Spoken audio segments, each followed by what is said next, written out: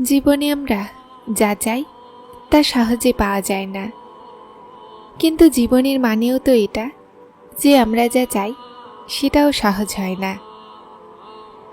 উনি মজিজার বাদশাহ, যখন চান পরিস্থিতি বদলাতে পারেন। নিজেকে যখন দুনিয়ার উপরে অসন্তুষ্ট পাও, কোরআন উঠাও, অন্তরের সাথে লাগাও আর প্রশান্ত হয়ে যাও। শোনো, এখন ওয়াক্তে সবর, এরপরে ফল পাবে। নিজের ভিতর থেকে খারাপি দূর করো, আল্লাহ তোমার অংশে এমন ফল দিবেন যে মানুষ তোমার সাথে সাক্ষাতের জন্য অস্থির হবে। কেননা মন মানুষের এমন জায়গা যেখানে শয়তান কখনোই যেতে পারে না, কিন্তু আল্লাহকে ওখানে পাওয়া যায়। বেঁচে থাকার আশা তো নেই, কিন্তু তোমার মনের অস্থিরতা থামানেওয়ালা শুধুমাত্র আল্লাহ। তোমার যে পরিস্থিতি না, এটা সম্পর্কে অবগত শুধুমাত্র আল্লাহ। হার মেনো না, কেননা তোমার তাহাজ্জুদের মজেজা শীঘ্রই হবে। আর কে জানে, এটা শুধুমাত্র হয়তো কষ্টের শেষ রাত। কে জানে এরপরে ওই রব্বে করিমের রহমতের বর্ষণ হবে। আল্লাহ উদাসীন নয়, উনি অবগত তোমার সবর সম্পর্কে। নামাজ যদি ভালোবাসা হয়, তো তাহাজ্জুদ আল্লাহকে ভালোবাসার অনুভূতি। আল্লাহ আমাদেরকে নামাজের ভালোবাসা আর তাহাজ্জুদের অনুভূতি দান করুক। আর যখন আপনার মনে হবে যে আল্লাহর সাহায্য, আল্লাহর জবাব আসছে না, তো আপনার সবরকে শক্তভাবে আঁকড়ে নিন। কেননা পরীক্ষা যেখানে সহ্যের চেয়ে বেশি হয় না, সেখান থেকেই কোনো না কোনো মজিজা হয়েই যায়। মানুষ খুবই স্বার্থপর, পছন্দ করে তো দোষ দেখে না, আর ঘৃণা করে তো ভালোটা দেখতে পায় না। দোয়াগুলোর জবাব, আপনার দোয়াগুলোর জবাব অবশ্যই আসবে। আর যখন আসবে, তো সেটা আপনার হুঁশ উড়িয়ে দিবে।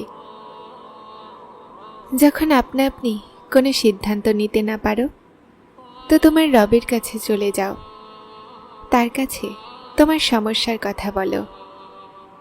একাকিত্বে বসে তাকে তোমার বন্ধুর মতো নিজের সমস্ত কথা বলো। কখনো কখনো শুধুমাত্র আল্লাহ পাকের সাথে কথা বলার প্রয়োজন হয়।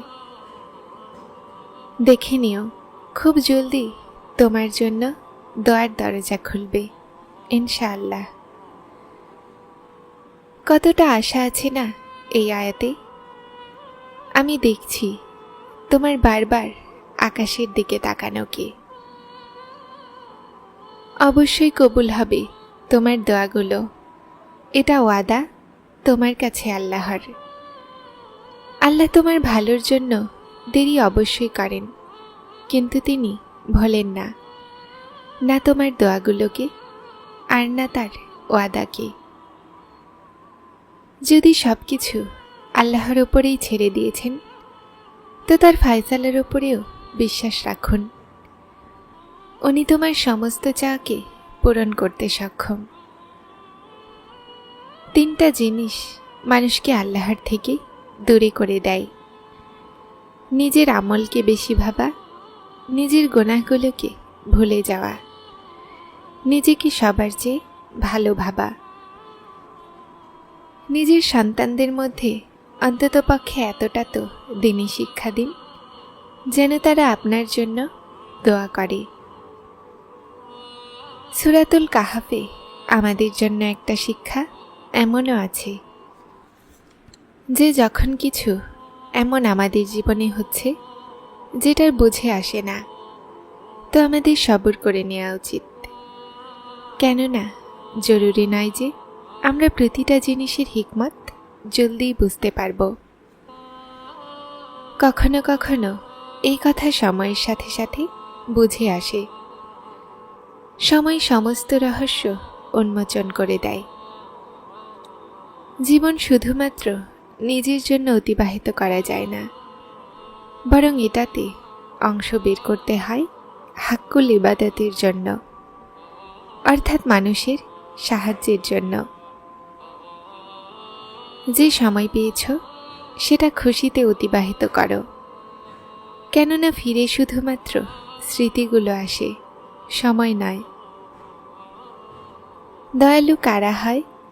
যারা মানুষকে মাফ করে দেয়। আমরা আল্লাহর বান্দা, তো আমাদের মনে রাখতে হবে যে আল্লাহ আমাদের সাথে অনেক দয়াময়। তিনি আমাদেরকে বারবার মাফ করে দেন। এজন্য আমাদেরও অন্যদেরকে মাফ করে দেওয়া উচিত।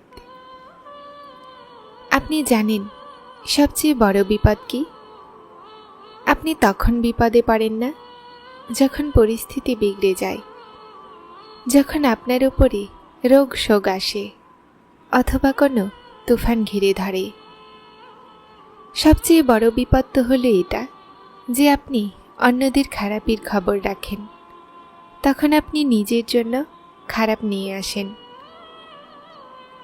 মানুষের ত্রুটি খোঁজা, খোঁটা দেয়া, গীবত করা একটা এমন পাপ যা অন্য কারো ক্ষতি করে, কিন্তু জানেন আপনিও কোনো বড় বিপদে পড়তে পারেন। যদি কেউ সাথ ছেড়ে দেয় তো আপনি নীরবতা পালন করুন। মনে রাখুন, অভিযোগ আপনার গুরুত্বকে কমিয়ে দেয়। হে আল্লাহ, সেই সমস্ত মানুষেরা যারা তাদের নসিব খোলার জন্য আপনার কাছে দিনরাত কোণের অপেক্ষায় আছেন, তাদের জন্য সেই কোণ বলে দিন। আমিন। জীবনে যদি খারাপ সময় না আসে তো আমরা নিজের মধ্যে লুকিয়ে থাকা শক্তি আর আপনজনদের মধ্যে লুকিয়ে রাখা চেহারা কখনোই দেখতে পেতাম না। আল্লাহ জায়া করবেন না তোমার দোয়া আর তোমার সবর। একটু অপেক্ষা করো। দুনিয়াতে অনেক অনেক রকমের মানুষ থাকে। কেউ খারাপ সময় বদলে যায় আর কেউ খারাপ সময়কে বদলে দেয়। যতক্ষণ ক্ষমতা আর মর্যাদা থাকে আল্লাহর মাখলুকের উপরে দয়া করো। সবর হযরত ইউসুফ আলাইহিসসালামকে আজিজে মিশর বানিয়ে দিয়েছিল। তাওয়াক্কুল হযরত মুসা আলাইহিসসালামকে সমুদ্র পার করে দিয়েছিল। ভাবনা যদি খুব সুন্দর হয় তো আল্লাহ তাআলা তকদিরগুলো বদলে দেন। দোয়া চাওয়ার জন্য সবরের ভীষণ প্রয়োজন, আর এটা পাওয়ার জন্য অপেক্ষা করতে হবে। আল্লাহ তাআলা আপনার আওয়াজ বারবার শুনতে চান, এজন্য তিনি এখনো আপনাকে সেই জিনিস দিচ্ছেন না যা আপনি চাচ্ছেন। দোয়া চেয়েও ভয় পেতে থাকবে তো মনে হবে যে দোয়া কবুল হওয়ার বিশ্বাস নেই। বিশ্বাস রাখো তোমার রবের ওপরে। উনি তোমার দোয়াগুলোতে কোন অবশ্যই বলবেন, ইনশাআল্লাহ।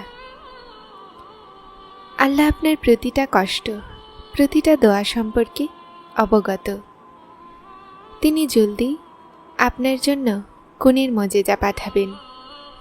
শুধুমাত্র বিশ্বাস রাখুন।